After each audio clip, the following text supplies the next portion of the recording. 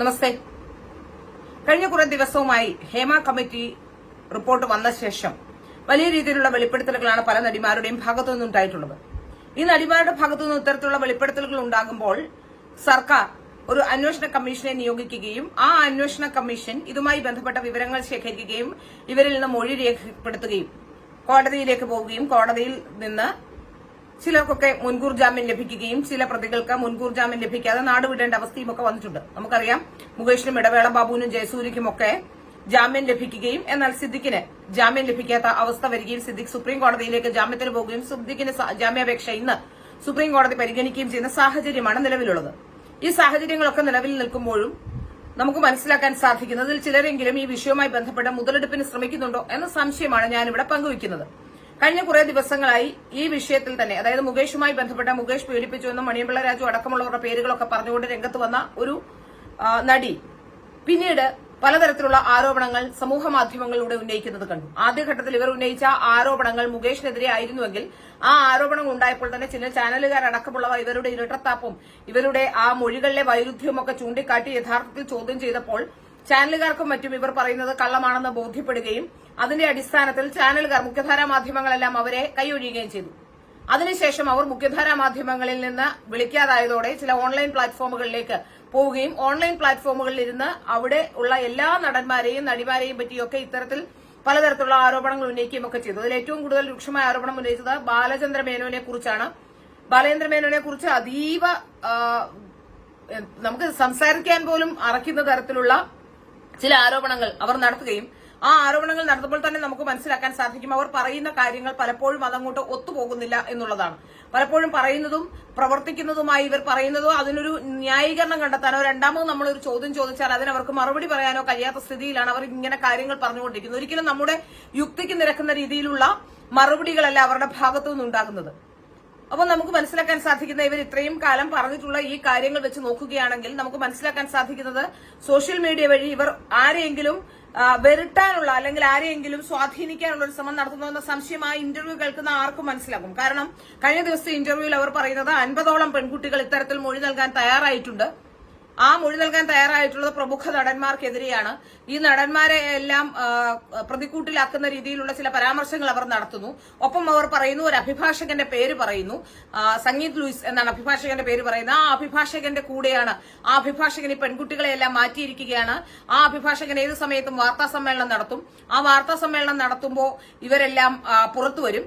എനിക്കെതിരെ ഒരു കേസുണ്ടായി, അപ്പോ ഒന്ന് ചെറിയ രീതിയിൽ അവരൊക്കെ ഒന്ന് പേടിച്ചുപോയി എന്നൊക്കെയാണ് ഇവർ പറയുന്നത്. ഇതിനിടെ ഇവർക്കെതിരെ ഇവരുടെ അമ്മയുടെ സഹോദരിയുടെ മകൾ വന്ന് ഇവർ ആ പെൺകുട്ടിയെ സിനിമയിൽ കൊണ്ട് പലർക്കും കാഴ്ചവെക്കാൻ ശ്രമിച്ചു എന്ന് പറഞ്ഞുകൊണ്ട് ഒരു ആരോപണം ഉന്നയിച്ചുകൊണ്ട് വരികയും അതിൽ എഫ്ഐആർ ഇടുകയും അവർ ഡിജിപിക്ക് പരാതി നൽകുകയും എഫ്ഐആർ ഇടുകയും ഒക്കെ ചെയ്തിട്ടുണ്ട്.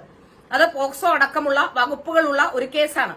ആ കേസുമായി ബന്ധപ്പെട്ട ആ കേസിൽ തന്നെ അറസ്റ്റ് ചെയ്തതെന്ന് ആവശ്യപ്പെട്ടുകൊണ്ട് അവർ കോടതിയിലേക്ക് മുൻകൂർ ജാമ്യം കൂടി തേടിയിരിക്കുന്നു എന്നാണ് മനസ്സിലാക്കാൻ സാധിക്കുന്നത്. അത്യന്തം ഗൌരവകരമായ ഒരു പോക്സോ കേസിലേക്ക് പ്രതി ചേർക്കപ്പെടേണ്ട അല്ലെങ്കിൽ പ്രതിയായിട്ട് മുൻകൂർ ജാമ്യത്തിന് പോയിരുന്ന ഒരു സ്ത്രീ, ആ സ്ത്രീ അതിന്റെ പിറ്റേ ദിവസം തന്നെ, ഈ ആരോപണം ഉണ്ടായതിന്റെ അടുത്ത ദിവസം തന്നെ ആ പെൺകുട്ടിയുടെ ചിത്രമടക്കം, ആ പെൺകുട്ടിയുടെ അമ്മയുടെയും ചിത്രവും ഐഡന്റിറ്റിയും അടക്കം വെളിപ്പെടുത്തിക്കൊണ്ട് രംഗത്ത് വരുന്ന സാഹചര്യമാണ് ഉണ്ടായത്. അത്രയേറെ നിയമവ്യവസ്ഥയെ വെല്ലുവിളിക്കുന്ന രീതിയിൽ കാര്യങ്ങൾ നീക്കിക്കൊണ്ടു പോകുന്ന ഒരു സ്ത്രീയാണ് ഇവരെന്നാണ് നമുക്ക് മനസ്സിലാക്കാൻ സാധിക്കുന്നത്. അങ്ങനെ അവർ തന്നെ പറയുന്നു, എനിക്ക് എല്ലാ സ്ഥലത്തും വലിയ അഭിഭാഷക വൃന്ദമുണ്ട്, അഭിഭാഷകരെല്ലാം എന്റെ കൂടെയാണ്, ഞാൻ വിചാരിച്ചാൽ പലതും നടക്കുമെന്ന് സോഷ്യൽ മീഡിയ പേജുകളിലൂടെ, സോഷ്യൽ മീഡിയ ഹാൻഡിലുകളിലൂടെയും അതുപോലെ തന്നെ ഓൺലൈൻ മീഡിയകളിലൂടെയും വന്ന് അവർ പറയുകയും ഈ മറ്റുള്ളവരെ ഒന്ന് പേടിപ്പിക്കാനോ അല്ലെങ്കിൽ ഏതെങ്കിലും തരത്തിൽ മുതലെടുപ്പ് നടത്താനോ ധനസമാഹരണത്തിനോ ഒക്കെ അവർ ശ്രമിക്കുന്നുണ്ടോ എന്ന സംശയം നമ്മൾക്ക് ആ ഇന്റർവ്യൂ കേൾക്കുന്ന മാത്രയിൽ തന്നെ ഉണ്ടാകും.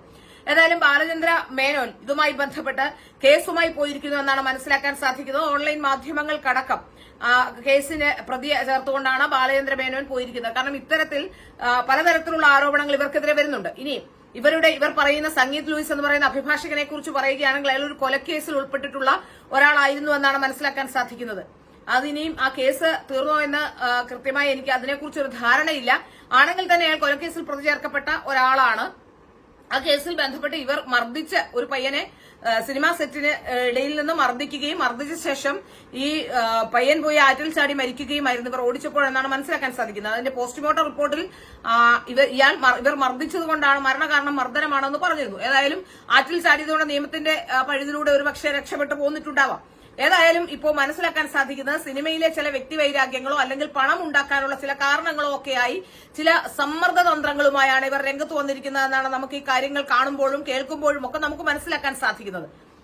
ഏതായാലും ഇപ്പോൾ ഇവർക്കെതിരെ ഒരു പരാതി വന്നിരിക്കുന്നു. ഇവരെക്കുറിച്ച് അതീവ ഗൌരവകരമായ പല ആരോപണങ്ങളും ഈ സ്ത്രീയെ കുറിച്ച് വരുന്നുണ്ട്. സന്തോഷ് മാധവന്റെ കേസിലടക്കം ഈ ചില സമയങ്ങളിൽ ഇവരെ പോലീസ് അടക്കം അന്വേഷിച്ചു വന്നിട്ടുണ്ടെന്നും അത്തരത്തിൽ സന്തോഷ് മാധവനടക്കം പെൺകുട്ടികളെ എത്തിച്ചു കൊടുക്കുന്ന ഒരാളായിരുന്നു ഇവരെന്ന് പറഞ്ഞ് ഓരോ ഗുരുതരമായ ആരോപണങ്ങളൊക്കെ ഓരോന്നോരോന്നായി പുറത്തു വരുന്നുണ്ട്.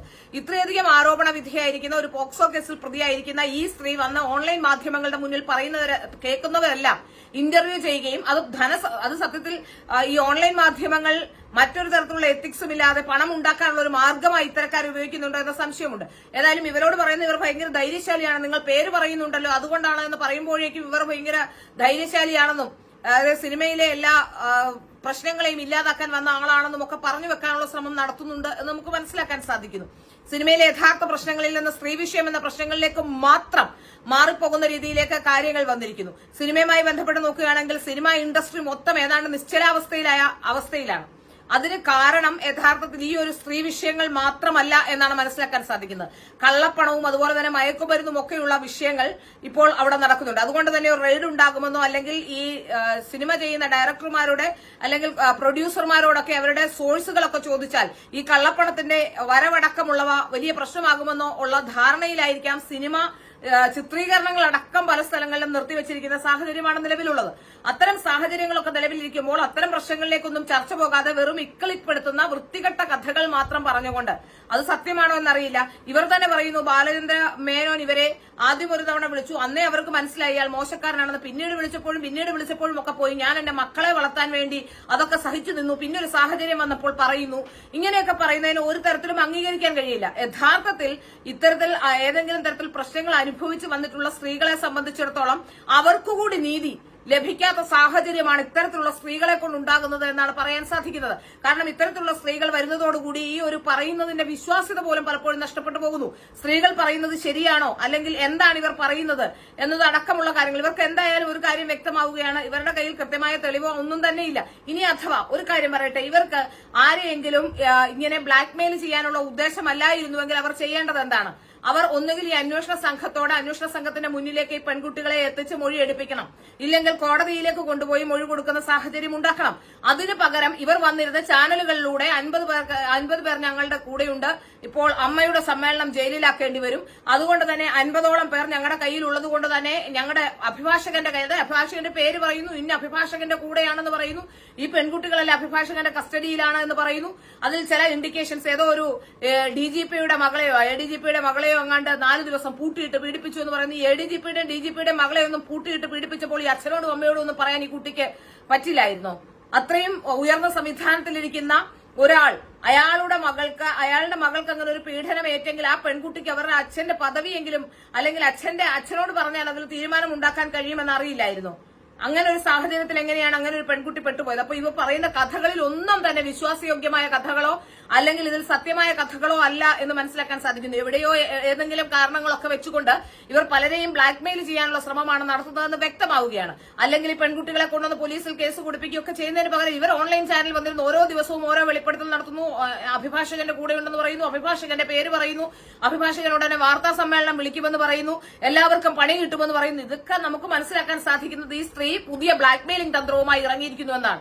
ഏതായാലും സിനിമയിൽ ഇനി അവർക്ക് അവസരങ്ങളൊന്നും കാര്യമായി കിട്ടില്ല എന്നറിയാം. ഈ കിട്ടുന്ന സമയം വെച്ച് കുറച്ച് പണം ഉണ്ടാക്കിക്കൊണ്ടു പോകാം എന്നുള്ള ഒരു ധാരണയാണ് ഈ സ്ത്രീക്കുള്ളതെന്നാണ് മനസ്സിലാക്കാൻ സാധിക്കുന്നത്. കാരണം അവർ പറഞ്ഞ എല്ലാ കാര്യത്തിലും, അതായത് പീഡിപ്പിക്കപ്പെട്ടു, ഇത്രയധികം ക്രൂരമായി പീഡിപ്പിച്ചിട്ടും 25,000 രൂപ എനിക്ക് മുകേഷ് തന്നില്ലല്ലോ, അതുപോലെ ഞാനൊരു സിംഗിൾ പേരന്റ് ആണ്, അതുകൊണ്ട് പീഡിപ്പിച്ച ആളോട് 1 ലക്ഷം രൂപ ചോദിച്ചു, എന്റെ മകൾക്ക് ഫീസ് അടയ്ക്കണമായിരുന്നു, ഇങ്ങനെയൊക്കെ പറയുന്നതിനല്ല ഞങ്ങൾ തമ്മിൽ ഒരു കോൺട്രാക്ട്, പീഡിപ്പിച്ച ആളുമായി എന്ത് കോൺട്രാക്ട്?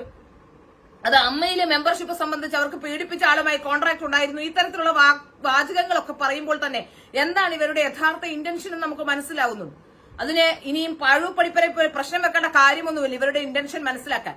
യഥാർത്ഥത്തിൽ ഇപ്പോൾ ഇവർ ഈ ഹേമ കമ്മിറ്റി റിപ്പോർട്ട് വന്നത് ഒരു സുവർണ അവസരമായി കണ്ടുകൊണ്ട് കാശുണ്ടാക്കാനുള്ള ഒരു ശ്രമം, ബ്ലാക്ക്മെയിൽ ചെയ്യാനുള്ള ഒരു ശ്രമം മാത്രമാണ് ഇവർ നടത്തുന്നതെന്ന കാര്യത്തിൽ യാതൊരു സംശയവുമില്ല. ഏതായാലും കേരളത്തിലെ പോലീസ് ഈ വിഷയത്തിൽ വളരെ ശക്തമായ തീരുമാനമെടുക്കുന്നു. അന്വേഷണ സംഘം എന്തുകൊണ്ടാണ് ഈ സ്ത്രീയെ അറസ്റ്റ് ചെയ്യാത്തത്? ഈ സ്ത്രീ പോക്സോ കേസിലടക്കം പ്രതിയായ ഒരു സ്ത്രീയെ ഇങ്ങനെ അഴിച്ചുവിട്ടിട്ട് ബാക്കിയുള്ള നടന്മാരുടെയും നടിമാരുടെയും ഒക്കെ പിറകെ നടക്കുന്ന ഈ അന്വേഷണ സംഘം എന്തുകൊണ്ടാണ് ഈ സ്ത്രീക്കെതിരെ വന്ന പരാതി അന്വേഷിക്കാത്തത്? ആരാണ് ഈ സ്ത്രീക്ക് പിറകിലുള്ളത്? 2 മന്ത്രിമാരുണ്ട് എന്നൊക്കെയാണ് പറയുന്നത്. ഏതായാലും ഭരണകക്ഷി MLA-മാർ 21 ഭരണകക്ഷി MLA-മാരും 2 മന്ത്രിമാരും ഒക്കെ ഉള്ള ഒരു വലിയ കൂട്ടമുണ്ട്. അവരെയൊക്കെ പീഡിപ്പിച്ചിട്ടുണ്ട് ഇവരെ ഈ മന്ത്രിമാരും MLA-മാരും എന്നൊക്കെയാണ് പറയുന്നത്. യഥാർത്ഥത്തിൽ ഇവർ ഇത്രയധികം ആരോപണങ്ങൾ ഉന്നയിച്ചിട്ടും ഈ സ്ത്രീ ഉന്നയിക്കുന്നത് വ്യാജ ആരോപണമാണെന്ന് ബോധ്യപ്പെട്ടിട്ടും കേരളത്തിലെ പോലീസ് എന്തുകൊണ്ടാണ്, ഈ അന്വേഷണ സംഘം എന്തുകൊണ്ടാണ് ഈ സ്ത്രീയോട് അല്ലെങ്കിൽ ഈ സ്ത്രീയെ കൃത്യമായി ചോദ്യം ചെയ്യുകയോ അല്ലെങ്കിൽ ഇവരുമായി ബന്ധപ്പെട്ട തെളിവുകൾ പിടിച്ചെടുത്തുകൊണ്ട് ഈ സ്ത്രീ കുറ്റക്കാരിയാണെങ്കിൽ ഇവർ ബ്ലാക്ക്മെയിലിംഗ് തന്ത്രമാണ് നടത്തുന്നതെങ്കിൽ ഇവർക്കെതിരെ കേസെടുക്കാനുള്ള ആർജവം കേരളത്തിലെ പോലീസ് കാണിക്കണം. അവർക്കെതിരെ ഇപ്പോൾ 2 കേസായി.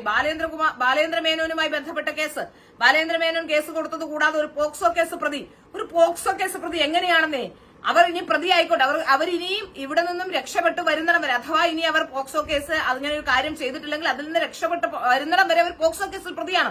മാത്രമല്ല പരാതി കൊടുത്ത ഇരയായ പെൺകുട്ടിയെ അവർ അതിക്രൂരമായ രീതിയിൽ അധിക്ഷേപിച്ചിരിക്കുന്നു. ആ പറഞ്ഞ കാര്യങ്ങളിലൊന്നും സത്യമില്ല താനും. യഥാർത്ഥത്തിൽ ഈ സ്ത്രീ ആരാണ് ഇങ്ങനെ കയറൂരി വിട്ടിരിക്കുന്നത്? ഈ സ്ത്രീയെ അറസ്റ്റ് ചെയ്യാനുള്ള അടിയന്തരമായ നടപടിയാണ് അന്വേഷണ സംഘം ചെയ്യേണ്ടത്.